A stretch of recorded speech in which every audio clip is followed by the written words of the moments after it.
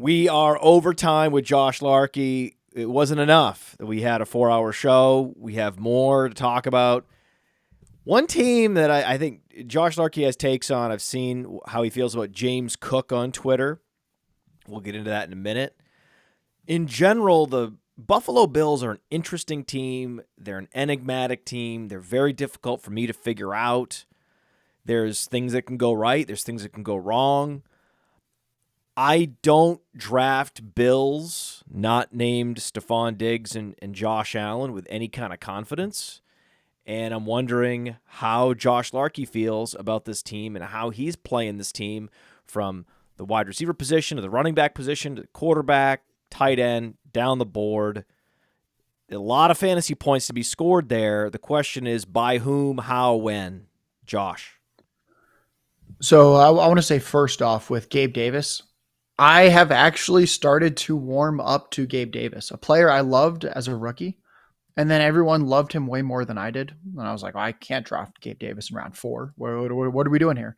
And then last year, there were actually a lot of promising signs. He goes in like the 8th round now, 7th round of drafts. I liked that he had the high ankle sprain and still had an 18% target share on an average depth of target, 15 yards downfield. That's pretty good. I don't know. His average target distance is a dot, as they say, a dot. Average depth of target. A dot's just a clunkier way to say average target distance. 15.2, number 6 in the NFL last year for Gabriel Davis. Yeah, so I don't know exactly, like top of my head, what that translates to, if it was an average depth of target and then what the target share is in terms of like trying to figure out expected fantasy points. You probably have the formula with you somewhere. Well, his air yard share, because his target share was 18.2, his air yard share was only 28.1%. That was number 34. And he did score 11.4 fantasy points per game, but his expected fantasy points per game was actually less, 10.6. His formation-adjusted yards per route run and his yards per route run were both outside the top 45. He was just inefficient last year, though he did command targets down the field. He had 8 drops, top 10 in the league. He's not good at squeezing the football. He's probably just not that good at all, and he's elevated into this number 2 job where it's sort of the Peter principle, where he's been promoted to his level of incompetence. I think that's what's happened with Gabriel Davis, but if Gabriel Davis's ADP is reasonable, then you draft him. That's the bottom line. He was just too expensive last year. Yeah, I was going to say, we talked on the main show about how like Zach Charbonnet, like, do you like him in redraft, Dynasty? I think Gabe Davis is someone where we should like him in redraft, but not in Dynasty for all the reasons you said. It's like, this is not a particularly talented receiver, but in the context of the Bills offense, once again, he just finds himself at number 2 on the depth chart. And if you're going to get an 18% target share pretty far down the field when you had a high ankle sprain during the season, it's like there's a chance Davis is a little better. I don't think Gabe Davis is good, but I think he can actually do a little better than last year. And you'd be happy with last year's stats in round 8. And I think there's a little bit more meat on the bone. Diggs is almost 30. It just seems like there's a few ways that this can hit for Davis where like round 4 last year, I went, you know what, there's a lot of people saying if this and this and this and this and this happens, then maybe he hits in round 4. And I'm just kind of like, you know what? This is a guy that should, like, Josh Allen's minimally talented wide receiver 2 should always go in this range. And you should draft him sometimes when he's in round 7 or round 8. My rule is these first 4 or 5 rounds of fantasy drafts, get your running back starters, your wide receiver starters, your quarterback, and you don't have to take too many risks, right? There's no reason to swing for the fences and go all upside, right? If Travis Etienne is there, you get him, and you don't necessarily need to worry about what Jahmyr Gibbs is going to do. You can let Jahmyr Gibbs do his thing, whatever he's going to do this year, and then you can think about drafting him next year wherever he's going to go. He's already going early. You don't need to take the biggest possible swings in these early rounds. Treat those picks as precious. Factor in the downside for unproven players especially. So with Gabriel Davis, we knew that he wasn't good going into last year, and it was purely an opportunity-based play. And you can't draft players that are at risk of just putting up an average season in round 4 just based on this theoretical volume-driven upside. But in round 7, that's fine. In round 7, you have your established starters, and you can go all upside in round 7 and beyond. That's fine. So it makes all the difference whether a guy goes in round 4 versus round 7. Yeah, I think of it as I think I started talking about this like philosophy back when I was at Player Profiler a couple of years ago. The idea that your fantasy bench, you should think of this as like we all hate starts at decisions. The fantasy bench should really be players where they force themselves into the lineup and you go, I cannot do anything other than start this player now.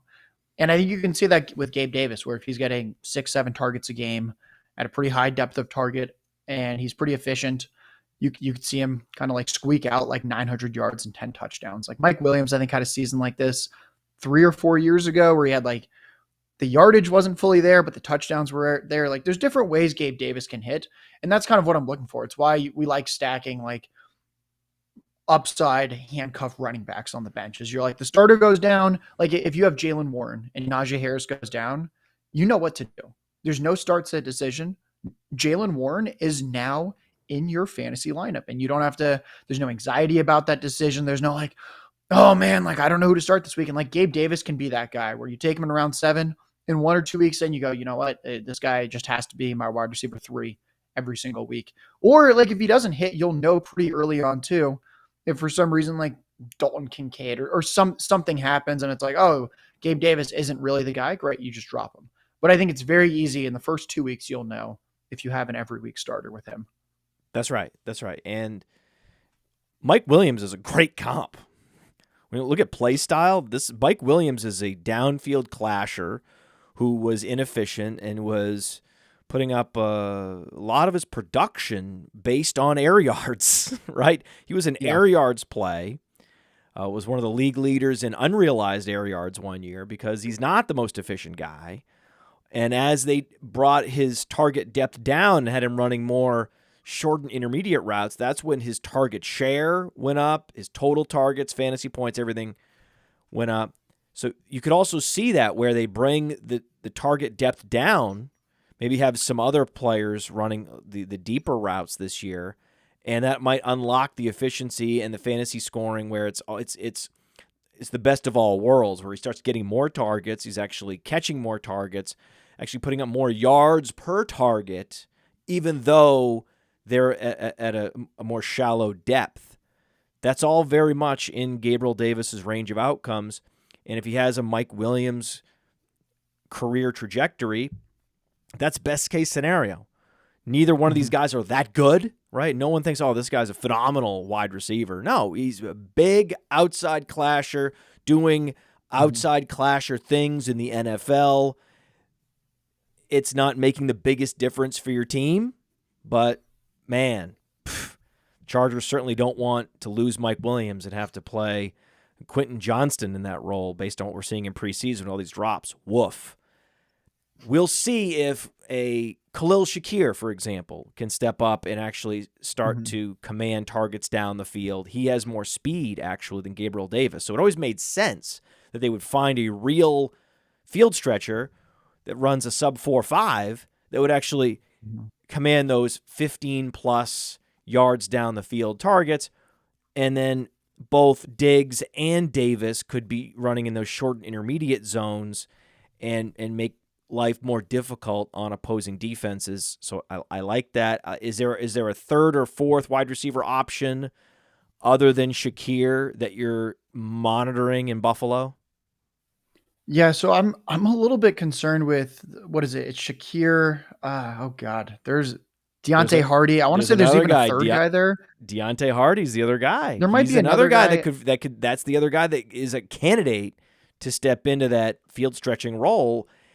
And in deep leagues, he's going to be out there in a lot of 3 wide receiver sets, and he's unowned, unrostered in most leagues, even deeper leagues. I'm in some deep dynasty leagues, 25-plus players deep. There's Deonte Harty. He's attractive. Yeah, I lean him a little bit over Shakir just because I don't have a good read on that situation.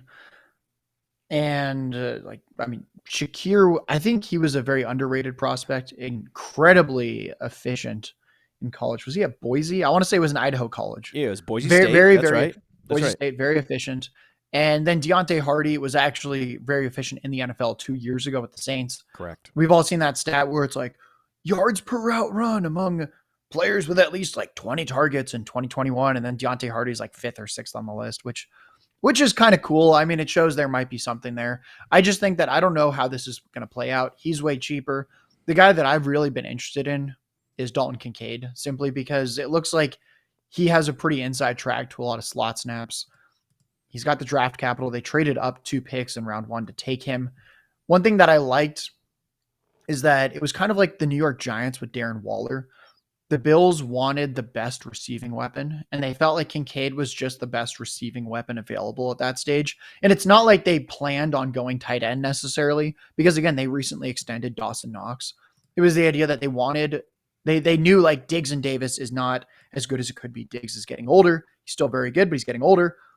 And then Gabe Davis, we just talked about, kind of limited. And I think they viewed Kincaid as, well, now that the big four of Jackson Smith and Jigba, Quentin Johnston, Jordan Addison, Zay Flowers are off the board, Kincaid is the next best receiver.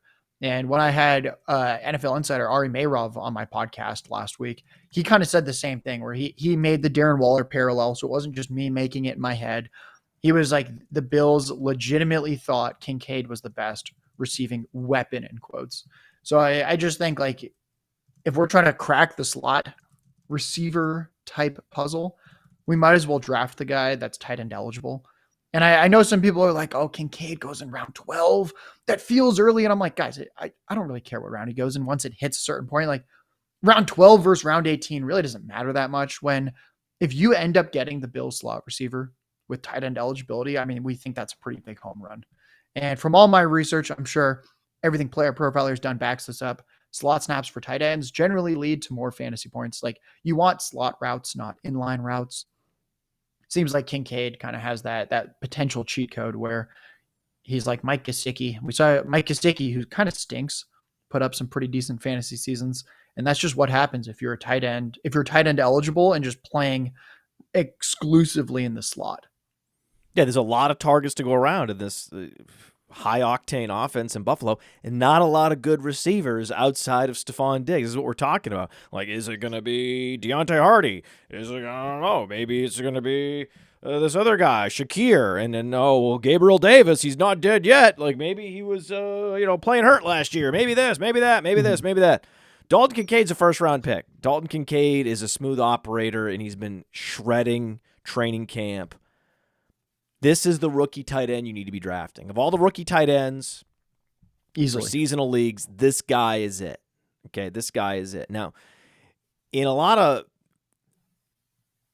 Dynasty rookie drafts, this guy goes first round. So he's harder to get. I've been finding myself with a lot more Laporta and Mayer because he just goes in the first round, and I'm like, God, right? Rather have Zay Flowers. I'm going with the first round wide receiver over the first round tight end, especially if it's a Zay Flowers or a Jordan Addison. But in seasonal leagues, this guy's actually a great pick where you can take advantage of everyone that's like, I just don't draft rookie tight ends. I just don't do it. It's bad. It's always bad.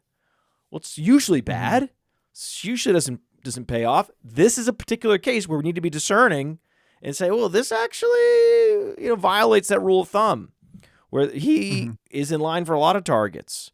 And speaking of in line, Dawson Knox is going to be playing in line, and they just don't have anybody to play the slot. They don't have anybody there, right? Isaiah McKenzie's gone. There's no one there. Harty is more of a field stretcher on the outside. Shakir looks more like a slot receiver, but there's no guarantee Shakir is ever going to be a thing. Dalton Kincaid is going to be something. They're going to make him happen, especially after trading up to get him. I mean, it was a terrible trade up. I mean, just one of the worst picks in the first round. It was a desperate pick. Yeah, it was. I mean, that's what the Bills said. Bad. Is they panicked once the big four receivers were off the board, and they were essentially like, we have to get this guy, which is never a good thing when you determine that you have a one-track mind on one player at one position exclusively. So they're like, we got to jump the Cowboys. The Cowboys are in the market for a tight end. They're going to go tight end. They're going to go tight end. And they go Mazzie Smith. They're like, oh, I guess we didn't need to jump them after all. And then Jacksonville, like who a traded with nose them. tackle. Yeah, they traded they traded up to jump the Cowboys, who were locked in on a defensive tackle. And then Jacksonville's like, so I guess we'll just get the guy we were going to pick at slot 26, Anton Harrison, who's like this monster tackle. We can play him at right tackle for the next 10 years. And Buffalo's like, well, we got our guy. And then they could have just stayed where they were and got Anton Harrison. Would have been great. Or they could have traded up for Anton Harrison, right? That would have been the move. Either way, it was a bad trade up. It was unnecessary. And I always disagree when teams are drafting tight ends in the first round, especially when you have Miles Murphy and Nolan Smith at edge available and Anton Harrison available at the tackle position. It was not a good pick. So you believe that Dalton Kincaid will outscore Dawson Knox this year, that Kincaid's just a better tight end pick? Yeah, I prefer Kincaid. He goes earlier in redraft too. Best ball, I take them both on the same team a lot because I actually think they just have different roles, but you're locking in a pretty nice chunk of the red zone passing offense for the Bills. So I think that's kind of an interesting strategy. I've done it with, well, I had the name and it slipped. Oh God, there's one other team where I do that where I'll take, the Cardinals sometimes, which sounds disgusting. But like if I faded tight end in best ball, like two of your final like 4 picks can be Trey McBride and Zach Ertz, where Trey McBride gets you through early, and then for some reason Zach Ertz had like double-digit targets. All right. Oh, no, that's a terrible tactic. That's a terrible tactic. The tactic you just laid out for the Bills is perfect. Because we'll stick with the Bills then. Yeah, the Bills one is perfect because you basically have standalone value for both tight ends because the wide receiver room is so barren, right? It's just an empty cupboard there in Buffalo after Stephon Diggs, of course, after Stephon Diggs. So they could both be good. Like they could both enter your lineup some weeks. And then if there's an injury to either one, more targets due to the law of the conservation of targets flow to the other. So drafting Kincaid and Dawson Knox in best ball, especially when you're going to be drafting a 4 tight end build on Underdog, genius. Yeah, I kind of picture Kincaid's final stat line being something like 55 catches, 740 yards, and 4 touchdowns or 5 touchdowns. And then Knox is like 35 catches for 300 yards and 7 touchdowns. I think like that could be what you get, where Knox is like the red zone weapon. He's like the deep pull, but he's like the Darren Fells for this team. I know the hardcore people remember when Fells had like 7 or 8 touchdown catches because he's just huge and knows what to do there. So that's kind of how I could see it breaking down, where you're getting more yardage with Kincaid, you're getting slightly more touchdowns with Knox. But I mean that could easily flip touchdown wise to Kincaid as well, which is I think why he goes and should go earlier in drafts. What about the running game? James Cook is getting a lot of buzz in training camp, man. I mean, James Cook, man, he didn't do anything last year, but I mean, this is the year, though. He's Georgia running back. I saw him in the national championship game. He's looked explosive in college and in training camp. Why not? Why not James Cook? Why not? So I put out this tweet that a lot of people accuse me of clickbait, and I think they just are angry because his last name is Cook. So I think the best thing about James Cook for his redraft, his dynasty value, why he went round 2, is that he's related to Dalvin Cook. And Dalvin Cook's a very good running back. James Cook is not as good of a running back. And before we even get to how he underwhelmed last season, which I think we should have expected, let's talk about him in college. Because again, he went to Georgia. And he's undersized. He just didn't do anything for 3 years. And you might say, well, what do you mean by didn't do anything? Well, he never had more than 45 carries in a season in his first 3 years at Georgia. And he never had more than 16 receptions in his first 3 years at Georgia. So I'm like, oh man, this is a player that didn't play for 3 years in college, despite being related to Dalvin Cook. They knew he was related to Dalvin Cook, and they looked and they were like, you know what, this is clearly not Dalvin Cook. This is the smaller, worse at football version. Then he, quote unquote, breaks out as a senior at Georgia. 113 carries, 27 receptions. Oh my God. Here's the best part about his receiving work. There was another pass catching running back on the roster, Kenny McIntosh, who was younger than James Cook in 2021. Per game, Kenny McIntosh and James Cook had the exact same receiving stats. Again, James Cook, Kenny McIntosh. I don't hear anyone beating the drum that Kenny McIntosh is about to win the Seahawks third down role. Haven't heard that yet. If anyone wants that take, go for it. It's out there for you. I'm putting it out there. If you want it, snatch it. I have not heard that. James Cook, older than Kenny McIntosh, still the same receiving production. And then we get to his rookie year, and he had under a 6% target share. So everyone's like, Josh Allen is going to pass to the running back this year because he's never had a good running back, which is funny because I agree. He's never had a good running back. And James Cook was on that roster last year.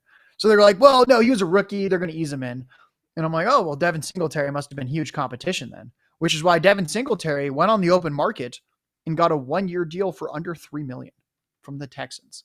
Yeah, Devin Singletary was so good that he fetched this big deal. So it seems to me like we have never seen James Cook be high usage, be particularly good. I see people pointing to his 5.7 yards per carry. That's wonderful. I'm a Chargers fan. I remember when Justin Jackson had 7 yards a carry as the backup, and people were like, oh, is Justin Jackson going to push for the role? No. When you have very few carries, it's really easy to be efficient. The guy that impresses me is the guy that's even moderately efficient on an actual workload.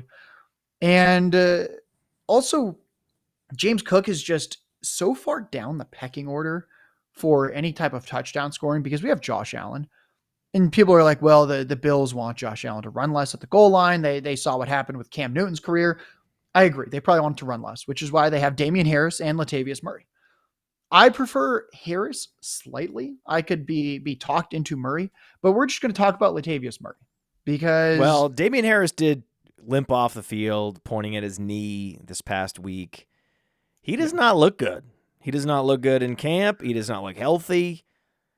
He just may be one of those running backs that is flushed out of the league at age 25, 26. Some of these guys, they turn 25 and they might as well be 40, the way their body's been punished. Yeah, I was going to hold off on any Damian Harris strong takes just because like there's the injury. We don't really know what's going on there. It seems like there's potential concern, but I'm going to talk about Latavius Murray. The only thing people tell me is that Latavius Murray is 33 years old. That's kind of the only downside. I'm going to talk about upside with Latavius Murray and why this guy's going to be pretty annoying for James Cook fantasy managers. 7 of the past 8 seasons, 7 of the past 8, including each of the past 2 years, 7 of the past 8, Latavius Murray has at least 160 touches and at least 700 yards. I'm not making this up. Latavius Murray, year after year, gets a lot of touches. NFL teams love him. He's got 25 pounds on James Cook. He's supposedly pushing Damian Harris for the number 2 role. He is. If you want the goal line carries, Latavius Murray's probably going to get them. He's the guy that's actually shown he can hold up to a high workload. This is a player that had over 300 touches and 1,300 yards in an NFL season. A player that had double-digit touchdowns in an NFL season. If you don't like Latavius Murray, that's fine. Damian Harris has also had double-digit rushing touchdowns in an NFL season as well. These are the players that are going to be getting the rushing work, the red zone work. I don't care that James Cook had a preseason carry at like the 9-yard line and he scored a touchdown. That was not an NFL game. And that is also literally 1 carry. What I'm more interested in was Josh Allen on the field when he scored that touchdown? I told you before the show, I don't even watch preseason. People were sending me the highlight to dunk on me. They're like, haha, funny tweet. Did you see that he got a carry in the preseason? And like the preseason was it with Matt Barkley? Who was the quarterback? Because typically that's going to be a Josh Allen rush attempt in most cases during the actual season. Yeah, and even if it's not, then it's like, fine. You've got like Latavius Murray, Damian Harris. One of those guys is going to get it. If Harris ends up being cooked because of his knee, maybe they bring Ezekiel Elliott in or something like that. Like they're going to be backfilling James Cook's not the player for this. Josh Allen doesn't target running backs. James Cook has actually never been a high volume target earner as a running back. It's like a square peg round hole where people go, well, you don't understand. Like, James Cook's a great receiving back. And I'm like, well, yeah, he's on exactly the wrong offense for the receiving back. People are like, well, Josh Allen throws a lot in the red zone. Yeah. Can you show me high volume red zone receiving backs? That's not really how this works. Jerick McKinnon had 9 receiving touchdowns last year. 9. That was the NFL record by a running back. Usually the leader for a season has 3 or 4. Like that's not like some gold mine where you're like, oh, I don't think you realize James Cook's going to score a ton of touchdowns receiving in the red zone. We just don't see that. But if James Cook was so good in preseason and this touchdown is so meaningful, well, he probably, if he was on the field a bunch, he had 4 carries with Matt Barkley. Sure, he had a bunch of targets too, right? If he's getting better as a receiver. Oh yeah, he didn't get any targets. So this is the thing. Touchdowns are random. Targets are not. Right? Touchdowns, super fleeting. Targets are sticky. Okay? So for all else equal, would I rather have 4 targets or 4 carries and a touchdown?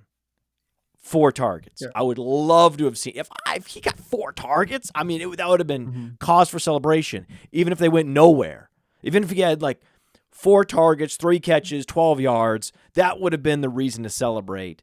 But no, it was the touchdown. The touchdown. Oh my God, a touchdown. That we know touchdowns are not sticky. Right? And they regress, and then they progress, and they regress, and they progress. They go from 12 back to 4, up to 6 every year. Damian Harris had 16,000 touchdowns in 1 year, and then none the rest. It's like, who cares about touchdowns, especially in preseason? Well, I do love with James Cook. You've mentioned before on shows, you want 3 receptions in a game. That's kind of what you're looking for from these receiving backs. Just something. And fortunately, James Cook did play 16 games last year. We have a big sample of him entering action. He did have more than 2 receptions in 2 of those 16 games. Not a high volume receiving back. People just say, well, they're going to gift wrap Devin Singletary's targets to James Cook. Well, I mean, Devin Singletary showed he could actually be on the field for 90% of the snaps multiple times throughout the past few years. And I certainly hope James Cook gets Devin Singletary's 50 targets per season.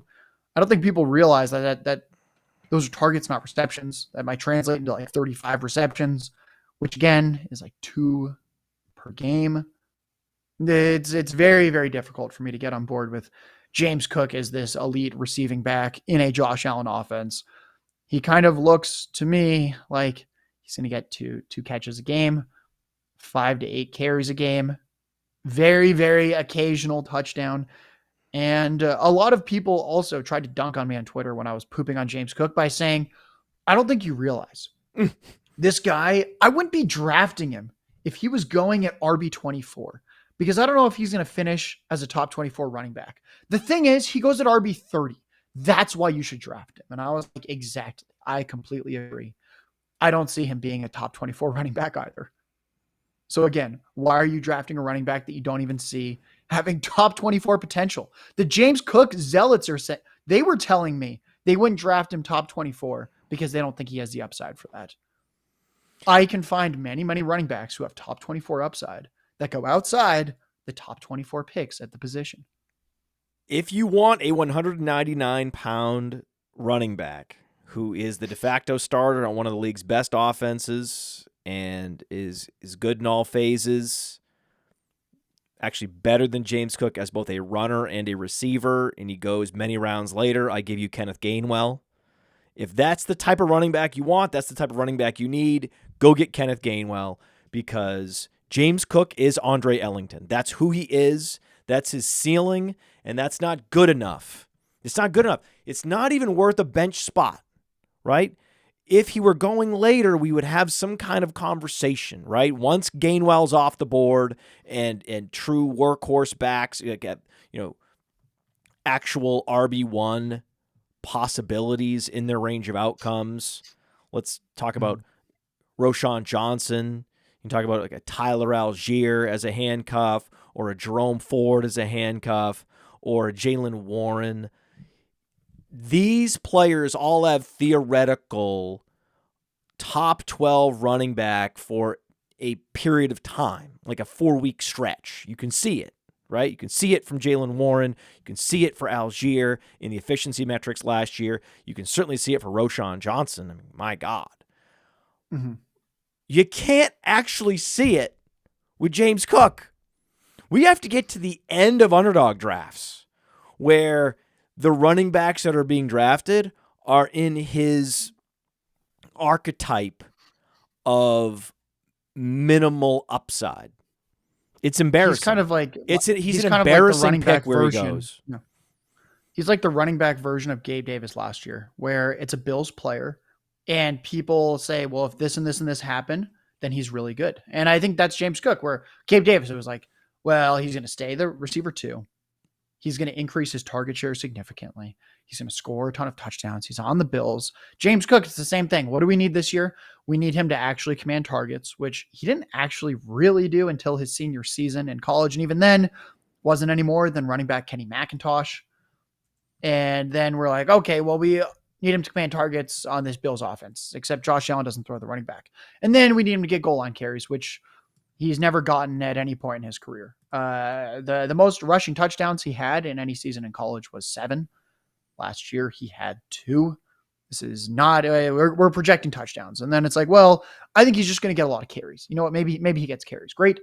He had 113 carries in college. That was his career high as a senior. Last year, he had a whopping 89. We need more carries. We need significantly more targets. We need goal line work.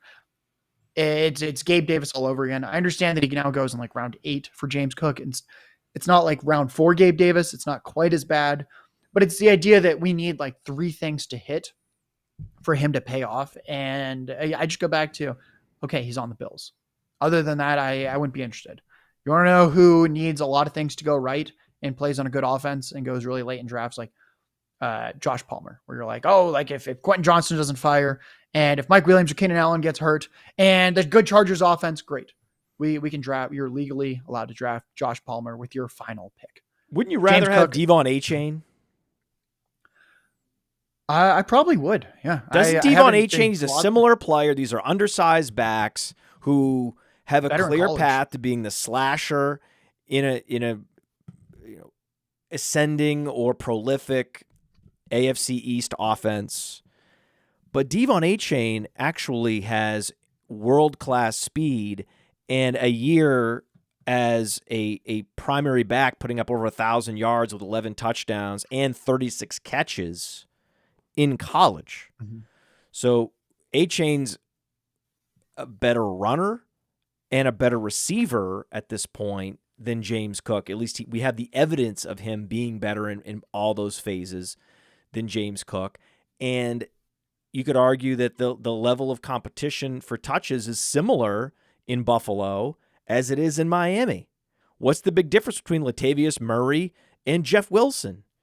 These are similar players. They're underrated veterans that everyone is more than eager for them to retire as soon as possible. Just get them out of our lives. We all want Jeff Wilson and Latavius Murray out of our lives so we can move on and focus on Achane and Cook, and that's fine. But that's where guys like Achane should go, given their touch competition, given their roles, given their skill sets, given the teams in which they operate.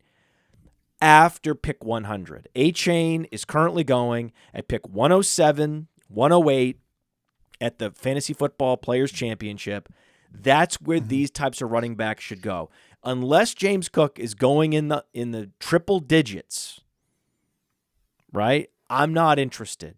Right, he's got to go and pick 100 and above. Right, if he's going to make it to the 10th round, okay, I'm your Huckleberry. If not, get out of here. I'm interested in running backs with real upside in those rounds, real, true bell cow roles with all-purpose skill sets, and that's not James Cook.